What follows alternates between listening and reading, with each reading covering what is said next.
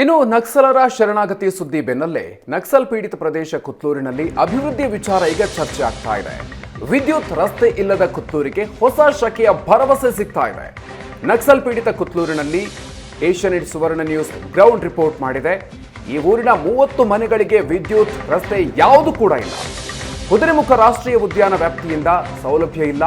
ನಕ್ಸಲ್ ನಿಗ್ರಹ ದಳದ 24 ಗಂಟೆ ಕಣ್ಗಾವಲಿನಲ್ಲಿ ಈ ಗ್ರಾಮ ಇದೆ, ಕುತ್ಲೂರು ಗ್ರಾಮ. ಎನ್ಕೌಂಟರ್ಗೆ ಬಲಿಯಾಗಿದ್ದ ವಸಂತ ಹಾಗೂ ದಿನಕರ, ಕುತ್ತೂರಿನ ಸುಂದರಿ ಶರಣಾಗತಿ ಸುದ್ದಿ ಬೆನ್ನಲ್ಲೇ ಇದೀಗ ಹೊಸ ಭರವಸೆ ಸಿಕ್ಕಿದೆ. ಸಿಎಂ ಸಿದ್ದರಾಮಯ್ಯ ಸೂಚನೆಯಂತೆ ಕೂಂಬಿಂಗ್ ಅನ್ನು ಕೂಡ ಸ್ಥಗಿತಗೊಳಿಸಲಾಗಿದೆ. ಊರು ಅಭಿವೃದ್ಧಿಯಾಗಿಲ್ಲ, ಕರೆಂಟ್ ಇಲ್ಲ, ರಸ್ತೆ ಇಲ್ಲ. ಅದರ ಜೊತೆಗೆ ಸರ್ಕಾರದ ಇಲಾಖೆಗಳ ಕಿರುಕುಳಕ್ಕೆ ಬೇಸತ್ತು ನಕ್ಸಲಿಸಂನತ್ತ ಮುಖ ಮಾಡಿದ್ದಂತಹ ಒಂದು ಹೆಚ್ಚು ಬಹುತೇಕ 1-2-3 ಜನ ನಕ್ಸಲಿಸಂನ ಕಡೆಗೆ ಮುಖ ಮಾಡಿದಂಥ ಊರು ದಕ್ಷಿಣ ಕನ್ನಡ ಜಿಲ್ಲೆಯ ಬೆಳ್ತಂಗಡಿಯ ಕುತ್ಲೂರು. ಈಗ ವಿಕ್ರಮ್ ಗೌಡ ಎನ್ಕೌಂಟರ್ ಬಳಿಕ ಶರಣಾಗತಿ ಚರ್ಚೆಗಳು ಬಂತು. ಶರಣಾಗತಿ ಆಗ್ತಾ ಇದ್ದಾರೆ. ಇದರ ಈ ಭಾಗದ ಕೊನೆಯ ನಕ್ಸಲ್ ಚಳವಳಿಯಲ್ಲಿ ಗುರುತಿಸಿಕೊಂಡಿದ್ದಂಥ ಸುಂದರಿ ಶರಣಾಗುವ ಮೂಲಕ ಈಗ ಮತ್ತೆ ಕುತ್ಲೂರಿನಲ್ಲಿ ಒಂದು ಅಭಿವೃದ್ಧಿಯ ಭರವಸೆಗಳು ಮೂಡಿರುವಂಥದ್ದು ಗಮನಿಸಬೇಕಾದಂಥ ವಿಚಾರ. ಹಲವು ವರ್ಷಗಳು ಸಂದರೂ ಸ್ವತಂತ್ರ ಬಂದರೂ ಕೂಡ ಈ ಗ್ರಾಮಕ್ಕೆ ಇನ್ನೂ ಕೂಡ ವಿದ್ಯುತ್ ಬಂದಿಲ್ಲ, ಸುಸಜ್ಜಿತವಾದ ರಸ್ತೆಯೂ ಕೂಡ ಬಂದಿಲ್ಲ. ಆ ಒಂದು ಗ್ರಾಮದಲ್ಲಿ ನಾನು ಇದೀನಿ, ಈ ದೃಶ್ಯಗಳಲ್ಲಿ ಗಮನಿಸಬಹುದು. ಇಲ್ಲಿರುವಂತಹ ಮನೆಗಳಲ್ಲಿ ಪರಿಸ್ಥಿತಿ ಯಾವ ರೀತಿಯಾಗಿದೆ ಅಂದರೆ, ಈ ಮನೆಗಳಿಗೆ ತೀರಾ ಇತ್ತೀಚೆಗೆ ಬಹುಶಃ ಒಂದು ವರ್ಷ 2 ವರ್ಷ ಆಗಿರ್ಬೋದು ಅಷ್ಟೇ, ಇಲ್ಲಿನ ಮನೆಗಳಲ್ಲಿ ಅವರು ಮೊಬೈಲ್ ಚಾರ್ಜ್ ಇಡಬೇಕಾದ್ರೆ ಅಟ್ಲೀಸ್ಟ್ ಇಲ್ಲಿನ ವಿದ್ಯುತ್ ಸಂಪರ್ಕ ಇಲ್ಲದ ಕಾರಣಕ್ಕೆ ಅವರು ಸೋಲಾರನ್ನು ಬಳಸ್ತಾ ಇದ್ದಾರೆ. ಸರ್ಕಾರ ಅವರಿಗೆ ಈಗ ಸೋಲಾರ್ನ ಸೌಲಭ್ಯಗಳನ್ನಷ್ಟೇ ಮಾಡಿಕೊಟ್ಟಿದೆ. ಯಾಕಂದರೆ ಒಂದಷ್ಟು ಕಾನೂನಾತ್ಮಕ ತೊಂದರೆಗಳು ಇಲ್ಲಿ ಕುದುರೆಮುಖ ಅರಣ್ಯ ವ್ಯಾಪ್ತಿಯನ್ನು ಹೊಂದಿರುವಂಥ ಜಾಗ ಅದು ರಾಷ್ಟ್ರೀಯ ಉದ್ಯಾನವನದ ವ್ಯಾಪ್ತಿಗೆ ಬರುತ್ತೆ. ಹಾಗಾಗಿ ಇಲ್ಲಿ ಅಭಿವೃದ್ಧಿ ಕಾರ್ಯಗಳನ್ನು ಮಾಡಬಹುದು, ವಿದ್ಯುತ್ ಲೈನ್ಗಳನ್ನು ಎಳಿಬಾರ್ದು, ಕಂಬಗಳನ್ನು ಹಾಕಬಾರ್ದು ಅನ್ನುವಂತಹ ಕಾನೂನುಗಳು ಬಹಳ ದೊಡ್ಡ ಮಟ್ಟದಲ್ಲಿ ಇದೆ. ಈ ಎಲ್ಲ ಕಾರಣಗಳಿಂದಾಗಿ ಇಲ್ಲಿ ವಿದ್ಯುತ್ ಸಂಪರ್ಕಗಳು ಇಲ್ಲ. ವಿದ್ಯುತ್ ಸಂಪರ್ಕ ಇಲ್ಲದ ಕಾರಣಕ್ಕೆ ಈ ರೀತಿಯಾಗಿದೆ. ಆದರೆ ಇಲ್ಲಿ ಜನ ಕೃಷಿ ಮಾಡ್ತಾ ಇದ್ದಾರೆ, ನೋಡ್ಬೋದು ನೀವು. ಅವರು ಕೃಷಿಯನ್ನೇ ನಂಬಿ ಅವರು ಬದುಕ್ತಾ ಇದ್ದಾರೆ, ಕೃಷಿಕ ಕಾರ್ಯಗಳೇ ಇಲ್ಲಿ ಆಗ್ತಾ ಇದೆ. ಆದರೆ ನಾನು ಇಲ್ಲಿನ ರಸ್ತೆಗಳನ್ನು ತೋರಿಸ್ತೀನಿ. ಯಾಕಂದರೆ ಇಲ್ಲಿಗೆ ಇವರಿಗೆ ಮೇಜರ್ ಮತ್ತೊಂದು ಸಮಸ್ಯೆ ಕರೆಂಟಿನ ಜೊತೆಗೆ ರಸ್ತೆ. ಇಲ್ಲಿನ ರಸ್ತೆಗಳು ಹೇಗಿದೆ ಅಂದರೆ, ಯಾವುದೇ 4 ವೀಲರ್ ವಾಹನಗಳು ಅಂದರೆ ಕಾರು ಅಥವಾ ಬೇರೆ ಯಾವುದೇ ವಾಹನಗಳು ಇಲ್ಲಿಗೆ ಬಂದು ವಾಪಸ್ ಹೋಗುವಂಥ ಸ್ಥಿತಿಯಲ್ಲಿಲ್ಲ. ದೊಡ್ಡ ದೊಡ್ಡ ಕಲ್ಲುಗಳಾಗಿರ್ಬೋದು, ಹೊಂಡ ಗುಂಡಿಗಳಾಗಿರ್ಬೋದು, ಯಾವುದೇ ಡಾಮರೀಕರಣದ ವ್ಯವಸ್ಥೆಗಳೇ ಇಲ್ಲದ ರಸ್ತೆಗಳನ್ನು ನೀವು ನೋಡಬಹುದು.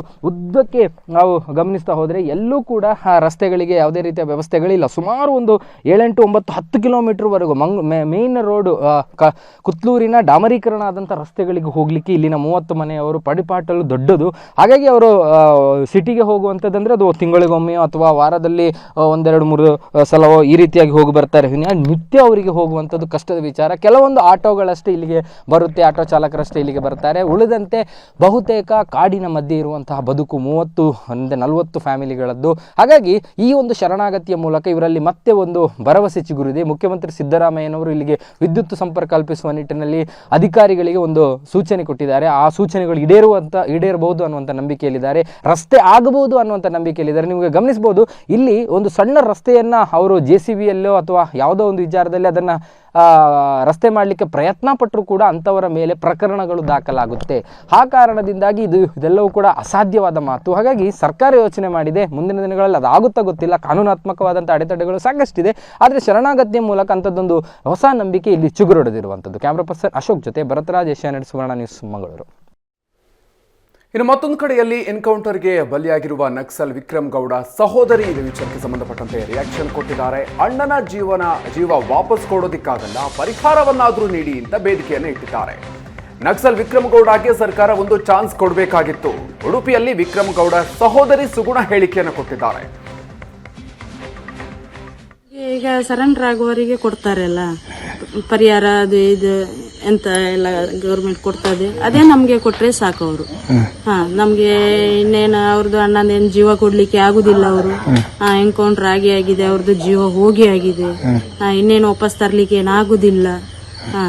ಅದೇ ಈಗ ಅವರಿಗೆ ಉಳ್ದವರಿಗೆ ಹೇಗೆ ಕೊಡ್ತಾರೆ ಅವರು ಪರಿಹಾರ? ಅದೇ ನಮ್ಗೆ ಈಗ ಇದ್ದವರಿಗೆ ಎಲ್ಲಿ ಕೊಟ್ರೆ ಸಾಕು.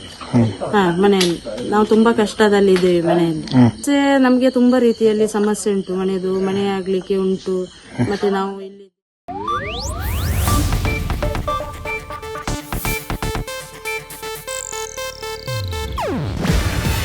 ಇದು ಏಷ್ಯಾನೆಟ್ ನ್ಯೂಸ್ ನೆಟ್ವರ್ಕ್ ಪ್ರಸ್ತುತಿ. ನೀವು ನೋಡ್ತಿದ್ದೀರಾ ಏಷ್ಯಾನೆಟ್ ಸುವರ್ಣ ನ್ಯೂಸ್.